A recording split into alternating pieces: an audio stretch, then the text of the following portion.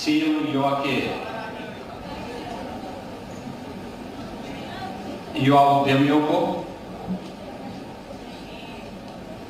ऋण वितरण के लिए आयोजित आज के समारोह में मंच पर उपस्थित प्रदेश सरकार में मंत्रिमंडल के मेरे सहयोगी, सूक्ष्म लघु उद्यम मध्यम विभाग के मंत्री श्री राकेश सचान जी, प्रदेश सरकार में मंत्रिमंडल के मेरे सहयोगीगण श्री सोमेंद्र तोमर जी, दिनेश खटीक जी, माननीय सांसद डॉक्टर लक्ष्मीकांत वाजपेयी जी, माननीय सांसद श्री अरुण गोविंद जी, डॉक्टर राजकुमार सांगवान जी, जिला पंचायत अध्यक्ष श्री गौरव चौधरी जी, महापौर श्री हरिकांत अहलूवालिया जी, माननीय विधायकगण श्री अमित अग्रवाल जी, अश्विनी त्यागी जी, धर्मेंद्र भारद्वाज जी, गुलाम मोहम्मद जी, भारतीय जनता पार्टी के क्षेत्रीय अध्यक्ष श्री सत्येंद्र सिसोदिया जी, जिलाध्यक्ष शिव कुमार राणा जी, महानगर अध्यक्ष सुरेश जैन जी, और सांसद श्री राजेंद्र अग्रवाल जी, श्रीमती कांता करदम जी, और चौधरी चरण सिंह विश्वविद्यालय की माननीय कुलपति प्रोफेसर संगीता शुक्ला जी, और उपस्थित मेरठ और सहारनपुर मंडल से जुड़े हुए हमारे सभी युवा उद्यमी बहनों और भाइयों, मैं सबसे पहले आप सबका अभिनंदन करता हूं कि इस नई योजना के प्रति जो उत्साह पूरे प्रदेश भर से युवाओं ने दिखाया है, वह आदरणीय प्रधानमंत्री जी की स्टार्टअप इंडिया और स्टैंडअप इंडिया की ही पॉलिसी को आगे बढ़ाने के प्रति प्रदेश के युवाओं के रुझान को भी प्रदर्शित करता है। हमने स्कीम लॉन्च की है 24 जनवरी 25 को, और हम लोगों को लगता था कि इस वित्तीय वर्ष में यानी 31 मार्च तक 1 लाख युवा उद्यमियों को ऋण मिलना बहुत कठिन होगा और इतने लोग आवेदन भी नहीं कर पाएंगे। लेकिन जब इसका पोर्टल लॉन्च हुआ और इसमें आवेदन मांगे गए, तो अभी आपके सामने मंत्री जी बता रहे थे कि अभी तक 1 लाख के सापेक्ष जो आवेदन प्राप्त हुए हैं, वह 2,67,000 से अधिक युवाओं ने अब तक आवेदन किया है। विभाग के स्तर पर इनकी स्क्रीनिंग करते हुए 1 लाख से अधिक आवेदन बैंकों को भेजे जा चुके हैं, और बैंकों ने भी अब तक 25,000 से अधिक सैंक्शन करते हुए ऋण वितरण के एक बड़े कार्यक्रम को आगे बढ़ाया है। और ऐसे ही समारोह में मुझे गोरखपुर और बस्ती कमिश्नरी के कार्यक्रम को करने, अभी परसों में आगरा में मिला।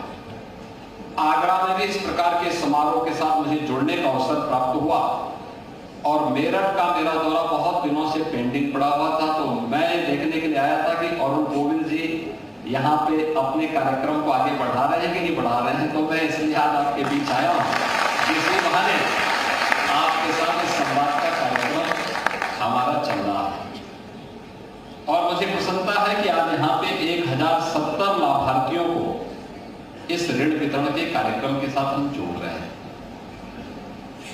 ये स्कीम हम लोगों ने निकाली है कि बहुत सारे युवा हैं जो अपना नौकरी से दूर, किसी सरकारी नौकरी से दूर रह करके स्वयं का अपना कारोबार प्रारंभ करना चाहते हैं, लेकिन उस पर भी वह अपने माँ बाप पर आश्रित होकर के नहीं, बल्कि अपनी मेहनत पे विश्वास करना चाहते हैं। और अपनी मेहनत पर विश्वास करने वाले ऐसे युवाओं को प्रोत्साहित करने के लिए जो अपने पैरों पर खड़ा होना चाहते हैं। अपने मां बाप का संबल बनना चाहते हैं, उन युवाओं के लिए हम लोगों ने व्यवस्था दी है कि पहले चरण में 5 लाख रुपए तक ब्याज मुक्त ऋण हम उन्हें उपलब्ध कराएंगे। यानी जो भी आपके द्वारा ऋण लिया जाएगा उसमें जो भी इंटरेस्ट होगा, उस ऋण पर आने वाले ब्याज की पूरी राशि सरकार उसका भुगतान करेगी। 10% मार्जिन मनी आपको जमा करना पड़ेगा, सरकार भी आपको मार्जिन मनी उपलब्ध करवा रही है। अनुसूचित जाति, जनजाति, महिलाओं के लिए इसमें विशेष प्रावधान हम लोगों ने दिया हुआ है और इसलिए इस स्कीम का लाभ अधिक से अधिक मात्रा में लेना है। मुझे अच्छा लगा कि अभी जब मैं यहां पे आ रहा था तो यहां पर आने के पहले मैंने बाहर देखा है कि कैसे सीएम युवा उद्यमी स्कीम के अंतर्गत प्रदेश के युवाओं ने जो अब तक ऋण लेकर के अपना कारोबार प्रारंभ किया है, देखिए इतने ही कम समय में उन्होंने अपना कारोबार प्रारंभ किया है, वो सक्सेस स्टोरीज की जो कह सकते हैं वह बाहर प्रदर्शनी के माध्यम से भी आपको देखने को मिलेगा। इसमें मेरठ के भी हैं, गौतम बुद्ध नगर जनपद के भी हैं, सहारनपुर के भी हैं, शामली के भी हैं और उन लोगों ने ये साबित किया कि युवा के लिए चुनौती नहीं होती। अगर सरकार उसके साथ खड़ी हो जाए तो हर चुनौती का सामना करते हुए वह अपना मार्ग प्रशस्त कर सकता है। उत्तर प्रदेश के युवाओं ने इस कार्य में अपने आप को आगे बढ़ाने का काम किया है। बहनों और भाइयों, ये नए भारत का नया उत्तर प्रदेश है। आज मेरठ और सहारनपुर कमिश्नरी की इस स्कीम को मुझे आगे बढ़ाते हुए प्रसन्नता की अनुभूति हो रही है। होली के ठीक पूर्व 1070 नए युवा उद्यमी हम लोग आज इस क्षेत्र को दे रहे हैं। युवा उद्यमी का मतलब युवा ऊर्जा से भरपूर,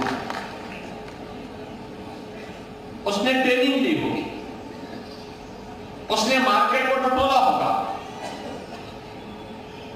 उसने डिमांड और सप्लाई के नियमों को देखा होगा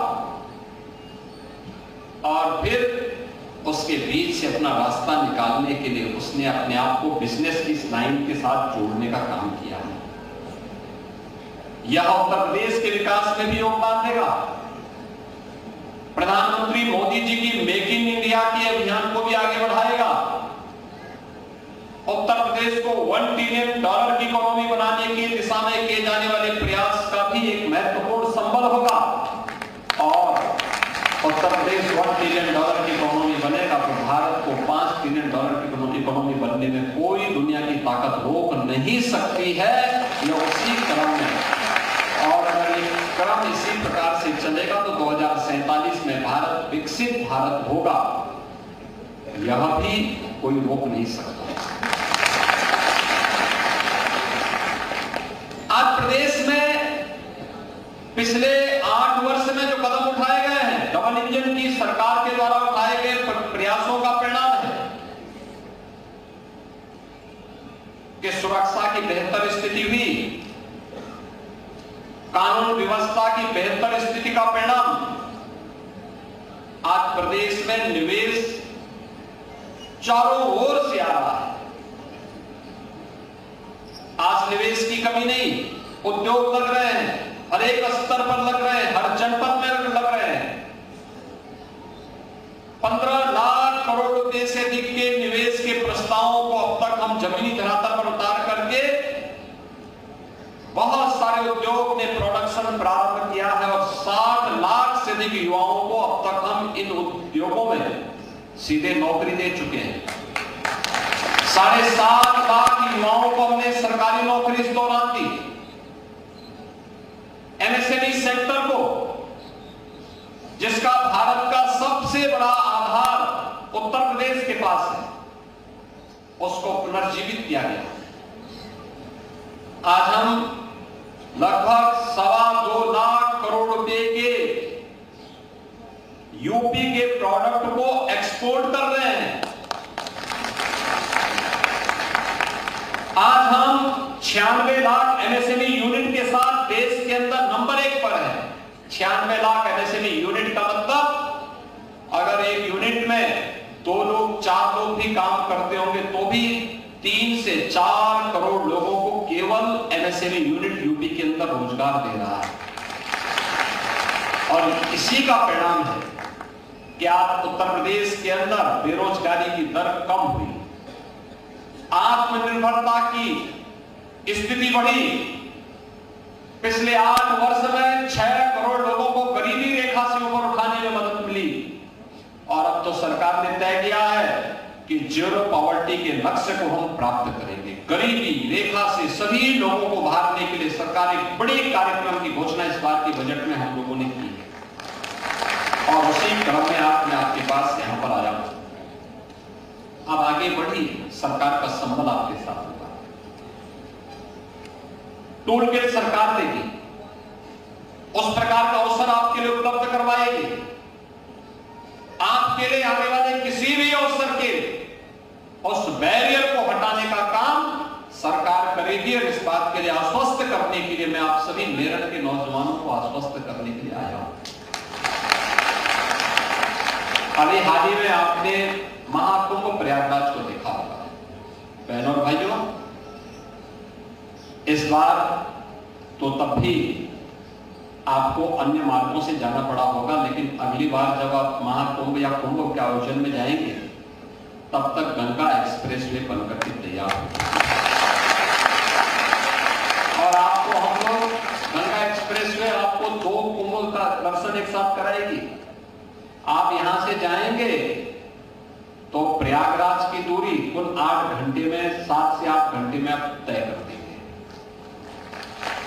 मेरठ से बैठे सुबह और 8 घंटे में प्रयागराज संगम में डुबकी लगाई, बड़े हनुमान जी का दर्शन किया और फिर वहां से सीधे मेरठ वापस।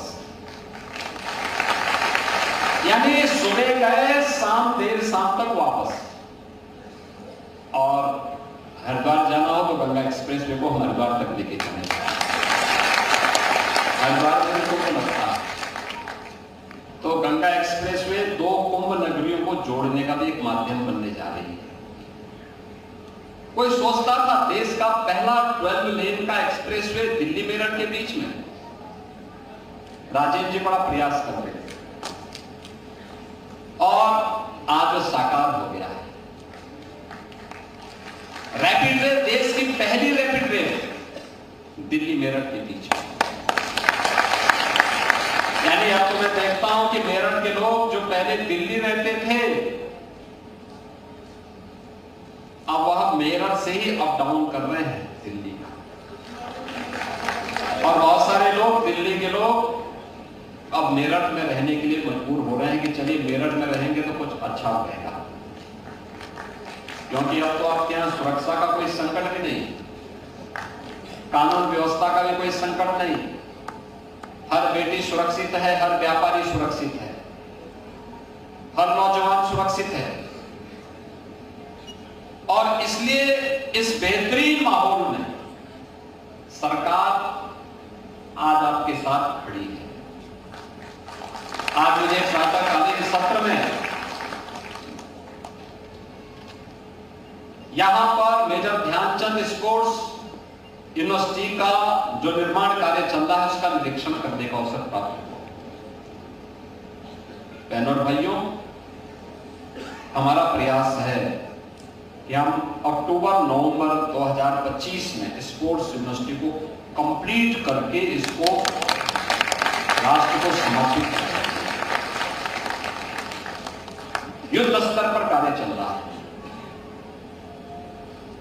इंटरनेशनल नॉर्म्स से जुड़े हुए जो सभी मानकों को वहां पर लागू किया जा रहा है और विश्वविद्यालय आने वाले समय में यहां पर अच्छे ओलंपियंस देगा, कॉमनवेल्थ गेम्स और इंटरनेशनल जो भी वर्ल्ड चैंपियनशिप से जुड़ी हुई विभिन्न प्रतियोगिताओं में बेहतरीन स्थान बनाने के लिए आज अपने आप को तैयार करेगा, उसका एक महत्वपूर्ण केंद्र बनेगा। भी तब जब वन डिस्ट्रिक्ट वन प्रोडक्ट का एक महत्वपूर्ण केंद्र बिंदु आपका मेरठ बना हुआ है। स्पोर्ट्स आइटम से जुड़े हुए हर प्रकार के आइटम तो आज यहां पर आपको प्राप्त हो रहे हैं और इसलिए इस कार्यक्रम के साथ आपने देखा होगा कि आज तो हमने प्रदेश के अंदर जो खेल नीति अपनी बनाई है, इस खेल नीति के अंतर्गत हम लोगों ने जो प्राइवेट एकेडमी, स्पोर्ट्स एकेडमी है, उनको भी सहयोग करने की दिशा में प्रयास प्रारंभ किया है और ओलंपिक हो, कॉमनवेल्थ हो, एशियाड हो, वर्ल्ड चैंपियनशिप हो, इसमें मेडल प्राप्त करने वाले हर खिलाड़ी को हम सरकारी नौकरी भी उपलब्ध करवाने का काम करते हैं। आपने देखा होगा कि पारुल चौधरी ने जब कॉमनवेल्थ में मेडल जीता, हमने उसको सीधे डिप्टी एसपी बनवाया। अंजू रानी हो, प्रीति पाल, ये पैरालंपिक है, या प्रियंका गोस्वामी, ये सभी उन चैंपियनशिप में, उन प्रतियोगिताओं में इन्होंने मेडल जीते हैं और मैं आपको आश्वस्त करने के लिए आया हूं कि स्पोर्ट्स यूनिवर्सिटी बनने दीजिए। स्पोर्ट्स यूनिवर्सिटी यहां के युवाओं के लिए एक नया अवसर होगा, एक नया अवसर होगा और आज उसी की प्रोग्रेस देखने के लिए मैं स्वयं यहां पर आया हूं। आकर के मैंने इन कार्यों को देखा है और अभी हम इसके बाद बैठक करने जा रहे हैं।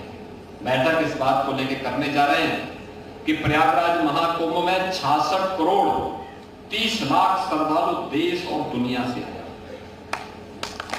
बहनों और भाइयों, आतिथ्य सत्कार का इससे अच्छा उदाहरण क्या हो सकता है कि देश और दुनिया से जो भी आया, प्रयागराज में, काशी में, अयोध्या में या अन्य तीर्थ स्थलों पर कहीं उसके साथ कोई चीटिंग नहीं हुई, कोई लूट नहीं, कोई अपहरण नहीं, कोई छेड़खानी की घटना नहीं। बड़ी श्रद्धा भाव के साथ लोग आए, आनंद से भाव विभोर होकर के एक सुखद अनुभूति लेकर के उत्तर प्रदेश और महाकुंभ का सुखद अनुभूति लेकर के अपने अपने प्रदेशों में, अपने अपने देशों में वापस करें। परसेप्शन देश के अंदर उत्तर प्रदेश का अच्छा हुआ और दुनिया के अंदर भारत का अच्छा हुआ। हमने कुछ पैसा लगाया वहां विकास कार्यों के लिए, 200 से अधिक सड़कों का चौड़ीकरण का कार्य किया, फ्लाईओवर बनाए, अंडरपास बनाए, अच्छे कॉरिडोर मंदिरों के लिए। और मेरठ तो क्रांति करा है। मेरठ में यहां पे बाबा ओगरनाथ का मंदिर न केवल आध्यात्मिक हिस्से बल्कि क्रांति की प्रेरणा प्रदान करने वाला एक पावन धरा है। धन सिंह गुर्जर जैसे क्रांतिकारियों की पावन धरा है। अनेक ऐसे पावन स्थल यहां पर मौजूद हैं जो आधुनिक भारत को एक नई दिशा देने का कार्य करते हैं। और इस पावन धरा को भी हम लोग क्या प्रयागराज की तर्ज पर आधुनिक शहर की, यहां की आवश्यकता के अनुरूप उस प्रकार का इंफ्रास्ट्रक्चर दे सकते हैं क्या? और इसके लिए आज मैं मेरठ में भी आया हूं। अभी सभी माननीय जनप्रतिनिधियों के साथ हम बैठक करने जा रहे हैं इसी बात में। बहनों और भाइयों, विकास के मुद्दे पर मेरठ या पश्चिमी उत्तर प्रदेश कहीं भी पिछड़ने नहीं पाएगा। और मेरठ को तो हमें अब एक नए, यानी यहां पे चौधरी चरण सिंह विश्वविद्यालय भी है, सरदार वल्लभ भाई पटेल कृषि और प्रौद्योगिकी विश्वविद्यालय भी है, मेजर ध्यानचंद स्पोर्ट्स यूनिवर्सिटी भी है और तमाम निजी क्षेत्र के अन्य विश्वविद्यालय और संस्थान यहां मौजूद है। मेरठ को एजुकेशन के एक नए हब के रूप में आगे बढ़ाने की आवश्यकता है। एनसीआर का इतना बड़ा केंद्र जिसकी बेहतरीन कनेक्टिविटी, वर्ल्ड क्लास की कनेक्टिविटी जिसके पास हो, मेट्रो के कार्य के लिए बहुत शीघ्र इस पर वह भी कार्य प्रारंभ होगा। पब्लिक लेकिन हमें भी मानसिक रूप से उसके लिए तैयार होना है उस सुविधा के लिए, और उस सुविधा को सस्टेनेबल बनाने के लिए हमें भी अपने आप को उसके लिए तैयार करना पड़ेगा। और इसलिए से आज हम लोग यहां पर आए हैं। मैं आज के इस अवसर पर जब युवा उद्यमी योजना को यहां पर लागू करते हुए 1070 से अधिक युवा उद्यमियों को विभिन्न बैंकों के द्वारा ऋण वितरण का कार्य हुआ है, मैं उन्हें आश्वस्त करता हूं वे ट्रेनिंग लें, वे देखें, कार्य को सीखने में कोई संकोच नहीं करना चाहिए। याद करना, जब भी हम अति आत्मविश्वास से कहीं कार्य करते हैं वहीं पे चूकते हैं, वहीं पे मात खा जाते हैं। हमें चूकना नहीं है, अचूक निशाना होना चाहिए। जब जिस क्षेत्र में कदम बढ़ाया तो सफलता हर एक सीढ़ी पे सफलता को प्राप्त करते हुए अपनी मंजिल को प्राप्त करना, इस दिशा में निरंतर प्रयास होना चाहिए। आप सभी उस दिशा में आगे बढ़ सकें, इस विश्वास के साथ होली के पूर्व मैं आप सबको इस सौगात को प्राप्त होने पर हृदय से बधाई देता हूं। आप इस दिशा में प्रयास करें, सरकार आपका संबल बनेगी। मूलधन आपको चुकाना है, मार्जिन मनी में भी सरकार आपको सहयोग करेगी, और साथ साथ सरकार आपको जितना भी आपकी पूंजी पर ब्याज आएगा उस पूरे ब्याज का चुकता सरकार करेगी। और सरकार किसी बात को आश्वस्त करने के लिए आपके बीच में यहां पर आई है। मुझे प्रसन्नता है, आपने रुचि दिखाई, इस कार्यक्रम को आप आगे लेकर के चले हैं। अवश्य ही यह आप सभी युवा उद्यमियों के लिए फलदायी स्कीम होगी, इस विश्वास के साथ आप सबके प्रति मेरी मंगल में शुभकामनाएं हैं। धन्यवाद। जय हिंद।